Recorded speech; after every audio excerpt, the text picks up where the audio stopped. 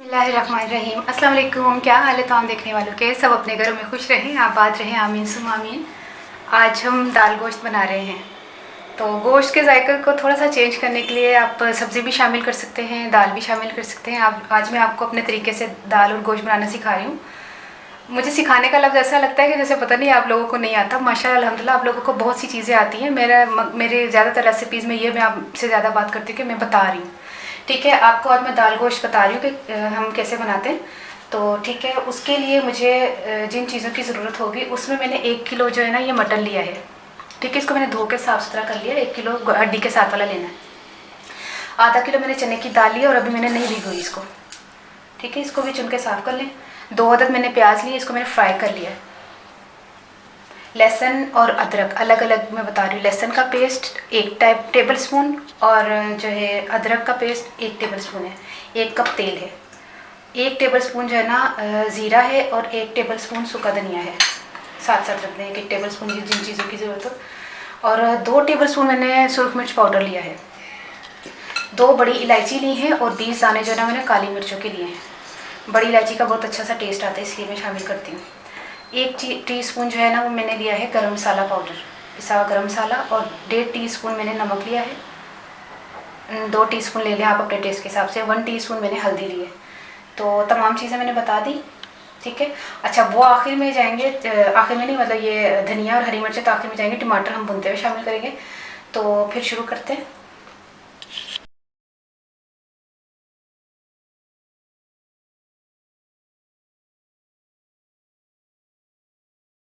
बिस्मिल्लाहिर्रहमानिर्रहीम। सबसे पहले ऑयल शामिल करते हैं।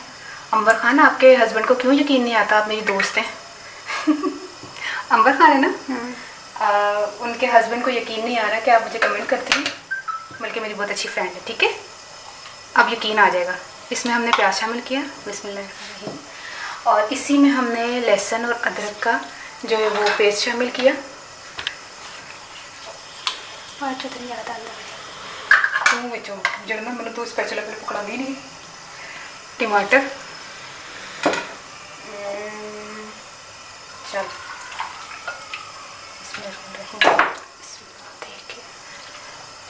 इसको तकरीबन हम भूनते हैं गोश्त को।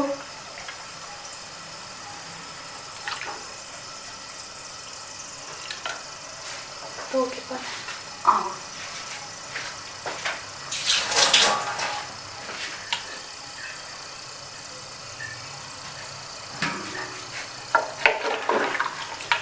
इसको भूनते हैं। तो जब ये भून जाएगा फिर मैं आपको बताती हूँ। ये देखिए, अब मैंने 5 मिनट इसको भूना है। तो जितना चाहिए था हमें उतना भून लिया। अब मैं ज़्यादा भूनूंगी, मसाले डाल के ज़्यादा भूनूंगी। ज़ीरा, इसमें सूखा धनिया, हल्दी, नमक, मिर्चें और ये मोटी गरम मसाला। गरम मसाला में ये जो गरम मसाला ना ये आखिर में जाएगा। हरी मिर्चें, हरा धनिया, गरम मसाला। अब मैं इसको भूनती हूँ। ठीक है, और ये मैं भी आपको बता दूँ, ये चने की दाल जो है ना मैं धो के उबालने के लिए रखने लगी हूँ अलग से। उसमें अगर कैमरा उधर करे तो पानी बॉयल होने वाला है। पानी तकरीबन और 2 मिनट में उबल जाना था। मैंने दाल शामिल कर दी नहीं। अच्छा मैं एक बात बता दूँ, दाल जल्दी गल जाएगी और जो है ना गोश्त जो है ना उसको टाइम लगेगा। जैसे ही दाल गलेगी हम चूल्हा इसका बंद करके गोश्त को कंप्लीट गलने तक हम उसको दाल शामिल नहीं करेंगे। इसको अलग से ही रखेंगे दाल को चूल्हा बंद करके। 2 दाने चमड़ गए नहीं। अच्छा ठीक है, इसको बॉईल करने के लिए छोड़ देते हैं। दाल को उबाल आ गया, इसमें थोड़ा सा ऑयल शामिल कर दे, इसकी छाप जो है ना बाहर ना आ जाए। तकरीबन 1 से 1.5 टीस्पून के करीब, इतना ज़्यादा नहीं, बस थोड़ा सा। इसको ढक के रख दें और ध्यान रहे, दरमियानी रख दें और ध्यान रहेगा ऊपर झाग बन के फिर भी ना आए। अच्छा ये देखिए गोश्त भून गया तकरीबन। अभी और भी थोड़ा सा 5-6 मिनट और लगेंगे, इसको मैं भूनूंगी अच्छी तरह। अच्छा उस्मा किसका नाम लेना था? हबीबा शाह। हबीबा शाह, ये देखिए आप मेहंदी, इस पर कोई नाम नहीं लिखा हुआ। कराची में है ना, अगर नाम वाली हो तो ठीक है। बहुत सारी मेहंदी है, रुखसार है, रीमा मेहंदी है, फिर रानी है, मतलब नाम की भी होती है, लेकिन बगैर नाम की भी बहुत अच्छा कलर दे देती है। आप कहती कि कौन सी मेहंदी लगाई। देखिए मैं एक लाइन आपको बताती हूँ। ये देखिए एक लाइन अभी मैंने सिर्फ डाली है ना, तो यकीन करें 1-2 सेकंड के बाद ही जब मैं इसको हटाऊँगी ना तो इसका कलर देखिए कितनी जल्दी कलर आया। क्या किया मैंने, 1 सेकंड भी हटाया और जब अब यहाँ पे लगे तो यहाँ पे कलर आ जाएगा। इसका कलर है ही तेज़।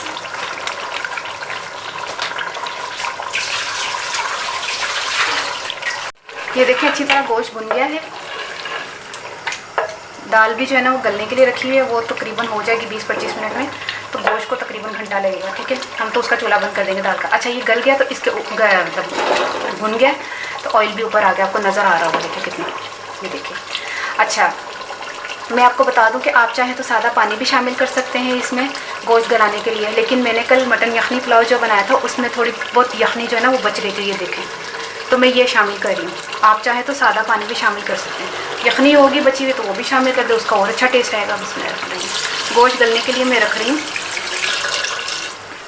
ठीक है, अभी भी देखें बच गई। हो सकता है मैं तड़के वाले चावल पकाऊँ तो उसमें यखनी शामिल कर दूँ।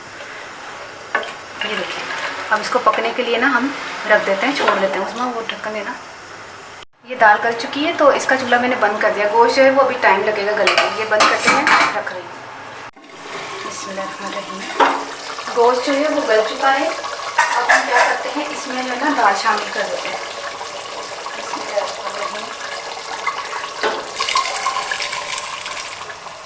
दाल शामिल करके इसको अभी मैं निकालती हूँ इसमें से स्पैचुला। ठीक है, अब हम इसमें वो हमें पानी की थोड़ी ज़रूरत होगी, क्योंकि अभी जो है ना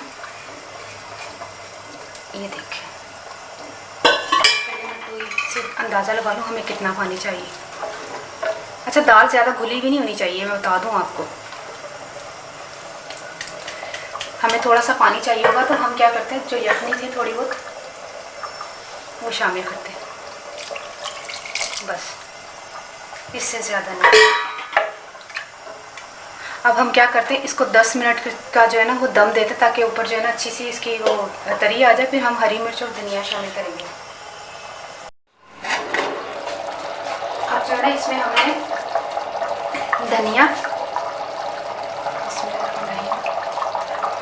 धनिया डाल के और गरम मसाला डाल के इसको तकरीबन 2 मिनट हमने इसको दम देना है। हरी मिर्चें भी डाल दें 3, बाकी गरम मसाला। ठीक है, अब इसको ढक के तकरीबन 2 मिनट। ये 2 मिनट के बाद मैंने चूल्हा बंद कर दिया है। अब हम इसको ना बर्तन में निकाल के बताते हैं आपको। बिस्मिल्लाहिर्रहमानिर्रहीम।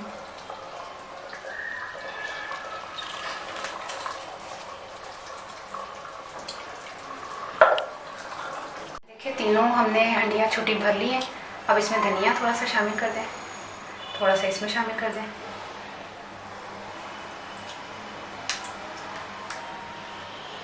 थोड़ा सा इसमें शामिल कर दें।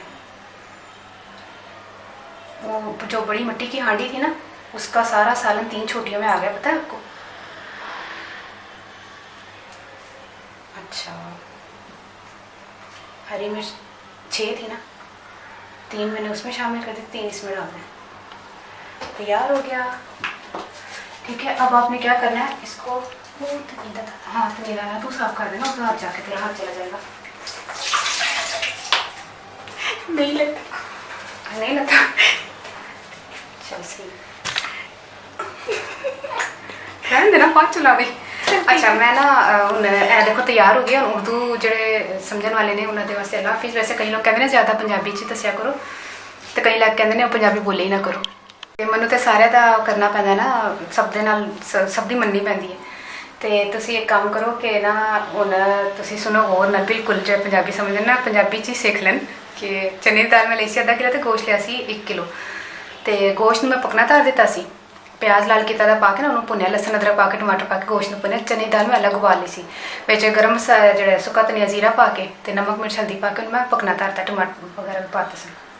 ठीक है, उस तो बाद मैं दाल जी गल गई। अच्छा मैं यखनी वाला पानी यखनी पाई सी, मैं पानी नहीं सी पाया। तुम चाहो तो पानी भी पा सकते, कोई ऐसी गल नहीं कि हुण यखनी ही होएगी तो तुम यखनी पानी है।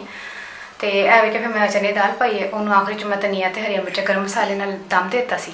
तो दोनों चीज़ों मैं अलग अलग पकाया, विच पकाया नहीं है, तो दाल में अलग लाया सी।